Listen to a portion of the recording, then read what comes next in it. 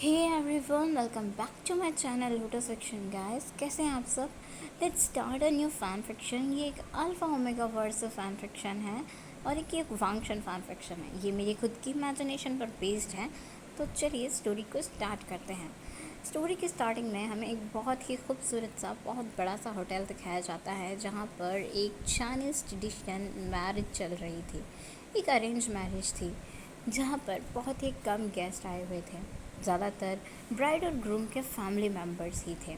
बहुत ही कम गेस्ट आए हुए थे, पर फिर भी पार्टी बहुत ज़्यादा आलीशान थी। वेडिंग स्टेज को बहुत ही खूबसूरती से डेकोरेट किया गया था। हर छोटी से छोटी चीज़ पर बहुत ज़्यादा ध्यान दिया गया था। वेडिंग स्टेज पर एक अल्फ़ा और ओमेगा खड़े हुए थे। अल्फ़ा दिखने में बहुत हैंडसम था, लेकिन उसके फेस पर किसी भी तरीके का कोई रिएक्शन नहीं दिख रहा था। और उसके पास खड़ा ओमेगा बहुत पतला खूबसूरत सा था। उसका फेस पूरी तरह से वेल से कवर था। वो ओमेगा अभी अभी रो कर आया था, जिसलिए उसकी आंखों में मोटे मोटे आंसू भरे थे। वो बिल्कुल भी इस शादी से खुश नहीं था, क्योंकि वो अभी बस 17 साल का था और उसकी शादी जिस अल्फ़ा से हो रही थी वो एक 25 साल का डोमिनेटिंग अल्फ़ा था। बिल्कुल भी उसे पसंद नहीं आ रहा था, पर उसने अपने पेरेंट्स की बात को रख लिया था और इस शादी के लिए हाँ कर दिया था। ये एक अरेंज मैरिज थी। हमें अब दिखाया जाता है कि मैरिज स्टार्ट हो गई थी। प्रीस्ट जो है रिचुअल्स को परफॉर्म कर रहे थे और अल्फ़ा और ओमेगा वो दोनों उन्हें फॉलो कर रहे थे। उनकी मैरिज कंप्लीट हो जाती है और उसके बाद वो अपने एल्डर्स से ब्लेसिंग्स लेते हैं। वो जो अल्फ़ा था उसके फेस पर एक बहुत अजीब सा स्माइल था और उसकी आंखों में एक अजीब सी शाइन, जिसे देखकर कोई भी डर जाता। वो ओमेगा बहुत फ्रिजाइल सा था और उसके फेस पर इस वक्त कोई स्माइल नहीं थी। उसका फेस फीका पड़ चुका था। सभी लोग डिनर करने बैठ गए थे। दोनों फैमिलीज मिलकर डिनर कर रही थी और अल्फ़ा और ओमेगा को भी ब्लेसिंग्स दे रही थी। तभी एक मिडिल एज आदमी बोलते हैं उस अल्फ़ा से, वांग जी, विंग अब से तुम्हारा पार्टनर है। तुम्हारे लिए अच्छा होगा कि तुम उसका बहुत अच्छे से ध्यान रखो और उसकी सारी जिम्मेदारियां उठाओ। उसका पूरा ख्याल रखना। ये अंकल लैन कुरैन थे और जिस अल्फ़ा की शादी हुई थी वो लैन वांगजी था। ऑफकोर्स वांगजी की शादी विंग से ही हुई थी। उसके पास में जो 17 साल का ओमेगा बैठा था वो विंग था। डिनर कंप्लीट हो जाने के बाद वांगजी और विंग को वहाँ से उनके मैंशन के लिए भेज दिया जाता है, जहाँ पर वांगजी का जिंगशी मैंशन बहुत ही ज़्यादा खूबसूरत था, मगर वहाँ किसी भी तरीके का डेकोरेशन नहीं किया गया था। ऐसा लग ही नहीं रहा था कि वहाँ पर आज किसी ओमेगा को लाया जा रहा है जिसकी शादी हुई है नई नई। उस मैंशन में पूरी तरीके से सन्नाटा था, बस कुछ ही लाइट्स चल रही थी। जब विंग वहाँ पर आता है तो वांग जी उसे बिना कुछ कहे अपने स्टडी रूम में चला जाता है, क्योंकि वांग जी बहुत ज़्यादा गुस्से में था। वो बिल्कुल भी ये शादी नहीं करना चाहता था और एक टीनेजर बॉय से किसी भी हालत में नहीं। विंग की भी सेम कंडीशन थी, वो भी तो शादी नहीं करना चाहता था, मगर वो छोटा था, 17 साल का एक ओमेगा और अपनी फैमिली का इकलौता चाइल्ड। उसके पेरेंट्स ने उसे फोर्स किया था ये शादी करने के लिए, क्योंकि उसके पेरेंट्स को भी फोर्स किया जा रहा था। वांग जी एक बहुत रिच बिजनेसमैन था और इसके साथ ही वो एक माफिया भी था। वांग जी माफिया होने की वजह से ही शादी नहीं करना चाहता था। पर अंकल कुरैन, जिनकी तबीयत दिन बर दिन खराब होती जा रही थी और शायद कभी भी उन्हें कुछ भी हो सकता था, वो वांग जी को शादी करते हुए देखना चाहते थे। इसीलिए उन्होंने वांग जी को भी फोर्स किया और साथ में विंग के फादर वी चांग से, जो उन्हीं की कंपनी में मैनेजर की पोस्ट पर काम करते थे, उन्हें भी फोर्स किया अपने ओमेगा सन की शादी वांग जी से करवाने के लिए। वांग जी स्टडी रूम में जाने के बाद अपना क्लोथ उतार कर फेंक देता है। विंग जो काउच पर बैठ गया था, विंग बहुत थका हुआ था। वो बहुत देर तक वांग जी का वेट करता है, मगर वांग जी आता ही नहीं है। विंग उसी काउच पर सो गया था। वांग जी आधी रात को अपने स्टडी रूम से बाहर निकला था। तब तक उसका गुस्सा तो शांत हो गया था, मगर जब उसने विंग को ऐसे ही काउच पर सोते हुए देखा तो उसे फिर से गुस्सा आ गया। वो विंग को बिना जगाए अपने रूम में जाकर सो गया। विंग पूरी रात उस काउच पे ही सो रहा था। उस 17 साल के बच्चे को यानी कि विंग को बिल्कुल भी नहीं पता था कि कुछ दिनों बाद उसके साथ क्या क्या होने वाला है। ये शादी उसकी लाइफ के लिए बहुत बड़ी मिस्टेक है। विंग नेक्स्ट मॉर्निंग उठता है तो वो अपने आसपास देखता है। घर में बहुत शांति थी, बहुत सन्नाटा था। विंग उठकर बस इधर उधर देख ही रहा था, तभी उसने स्टेयर से किसी के कदमों की आवाज़ को सुना और उसने उस तरफ देखा जहाँ से वांगजी रेडी होकर अभी भी नीचे आया था। विंग वांगजी की तरफ ही देख रहा था और वांगजी जो विंग को देखकर एक जगह पर रुक गया था। विंग बड़ी हिम्मत करके धीरे से पूछता है, मैं कहाँ फ्रेश होने जाऊँ? तो वांगजी विंग से कहता है, आओ दिखाता हूँ तुम्हें। वांगजी विंग को एक रूम दिखाता है जो उसके रूम के अलग ही साइड था।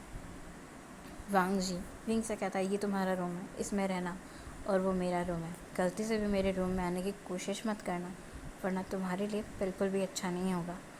विंग हाँ में सिर हिला देता है और अपने रूम में जाकर फ्रेश होता है, रेडी होता है, क्लोथ्स चेंज करता है और नीचे आता है। तब वांगजी न्यूज़पेपर रीड कर रहा था। विंग आकर बैठ जाता है, इधर उधर देखने लगता है। तो वांगजी विंग की तरफ देखकर कहता है, यहाँ क्यों बैठे हो? जाओ जाकर मेरे लिए ब्रेकफास्ट रेडी करो, मुझे ऑफिस जाना है 8 बजे, अभी 7 बज चुके हैं। विंग थोड़ा सा शॉक्ड हो गया था, फिर भी वो उठकर चला जाता है। पूरे घर में एक भी सर्वेंट नहीं था। ये बात विंग को बहुत अजीब लगी। सर्वेंट होते भी कैसे? वांगजी ने सभी सर्वेंट्स को निकाल जो दिया था जॉब से गुस्से के मारे। विंग बहुत मुश्किलों से किचन में सामान ढूंढता है और थोड़ा बहुत ब्रेकफास्ट रेडी करता है, टेबल पे सर्व करता है। वांगजी बैठकर ब्रेकफास्ट करता है, पर वांगजी विंग से कुछ भी नहीं पूछता। वांगजी ब्रेकफास्ट करके चला जाता है ऑफिस और विंग घर पर अकेला रह जाता है। वांगजी के घर के बाहर बहुत सारे गार्ड्स थे जो उसके घर को 24 घंटे प्रोटेक्ट करते थे और पहरा देते थे। वांगजी सभी गार्ड्स को कह कर जाता है कि इसे बाहर मत निकलने देना और मेरी गैर मौजूदगी में यहाँ कोई भी आए जाए उसे अंदर मत जाने देना। वांगजी के गार्ड्स उसके ऑर्डर को आंख बंद करके फॉलो करते थे। विंग भी ब्रेकफास्ट करता है और अपने स्कूल के लिए वो निकलता है। जैसे ही विंग मेंशन की डोर पर पहुंचता है तो 2 गार्ड्स उसे रोकते हुए कहते हैं, आप बाहर नहीं जा सकते। तो विंग कहता है, पर क्यों? मुझे स्कूल जाना है, ये मेरे स्कूल का टाइम है, अगर मैं स्कूल नहीं जाऊंगा तो मेरी कंप्लेंट आएगी। वो गार्ड्स विंग को कहते हैं, बॉस ने मना किया है, आप कहीं नहीं जा सकते उनकी परमिशन के बिना। विंग थोड़ा सा ज़िद करता है तो वो गार्ड परेशान होकर वांगजी को कॉल लगा देता है और वांगजी से कहता है, बॉस यंग मास्टर स्कूल जाने के लिए कह रहे हैं, हम क्या करें? तो वांगजी उस गार्ड से कहता है, उसे फ़ोन स्पीकर पे रखो। फ़ोन वो गार्ड स्पीकर पे रखता है और विंग की तरफ बढ़ाता है तो विंग धीरे से बोलता है, हेलो। तो वांगजी कहता है, तुमने मुझसे शादी की है, अब तुम लैन फैमिली के एक ओमेगा हो, लैन फैमिली के मेंबर हो, और लैन फैमिली के ओमेगास घर से बाहर नहीं जाते हैं। हमारी फैमिली में तुम्हें बताया नहीं अंकल ने, अब से तुम्हारी स्टडी बंद, तुम कहीं नहीं जा सकते बिना मेरी परमिशन के, बिना मेरे तो कहीं भी नहीं जाओगे। जाओ घर में रहो, घर का सारा काम देखो, साफ़ सफाई देखो। घर में तुम्हारी हेल्प करने के लिए कोई सर्वेंट नहीं है, इसलिए घर का अच्छे से ध्यान रखना। मुझे बिल्कुल भी मैस पसंद नहीं है। वो बहुत ही रूडली विंग से बात करता है और बिना विंग की कोई बात सुने कॉल कट कर देता है।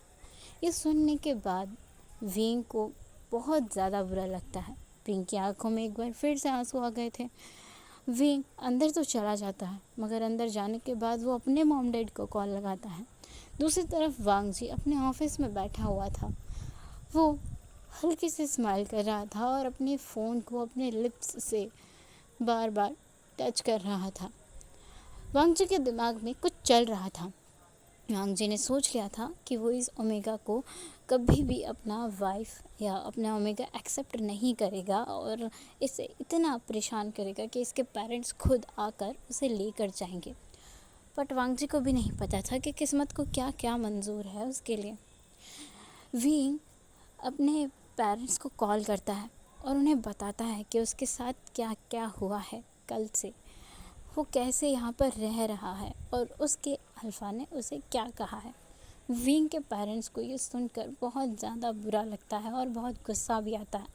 विंग की मदर विंग को समझाते हुए कहती है, बच्चे अभी अभी तुम्हारा शादी हुआ है ना, शायद तुम्हारा अल्फ़ा तुम्हारे साथ टाइम बिताना पसंद कर रहा है, इसलिए वो तुम्हें जाने नहीं देना चाहता।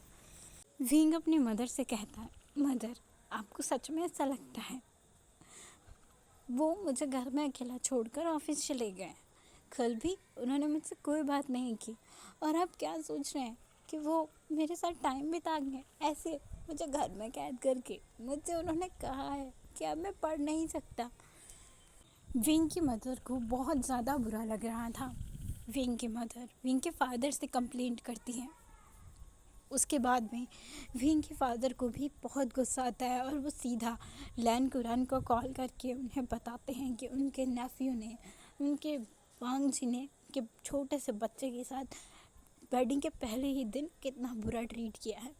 लैन कुरान को गुस्सा आता है और वो गुस्से में दांत पीसते हुए कॉल कट कर देते हैं और वांग जी के ऑफिस में फ़ोन करके उससे कहते हैं, तुमसे कहा था ना मैंने वांग जी उसके साथ अच्छा बिहेव करना, लेकिन तुम अपनी हरकतों से बाज नहीं आओगे। क्या मैं तुम्हें कंपनी से निकाल दूं? अभी तुम भूल गए हो कि कंपनी की पावर अभी भी मेरे पास है। मैं चाहूँ तो तुम्हें कंपनी से बेदखल कर सकता हूँ। वांग जी एक स्मृत करते हुए अपने अंकल से कहता है, वो मेरा ओमेगा है अंकल, मेरा वो ओमेगा पार्टनर है, लीगली हम लोग मैरिड हैं, मैं जो चाहे उसके साथ कर सकता हूँ और मैं नहीं चाहता कि वो मेरी मर्ज़ी के बगैर कहीं भी आए जाए। तो अंकल कहते हैं, उसकी स्टडी, वो तुमने उसकी स्टडी क्यों रुकवाई? तुम्हें कोई भी हक नहीं बनता उसकी स्टडी रुकवाने का।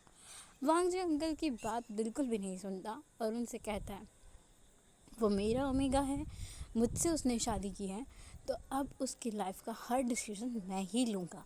आप लोगों को कोई हक नहीं है बीच में टांग अड़ाने का।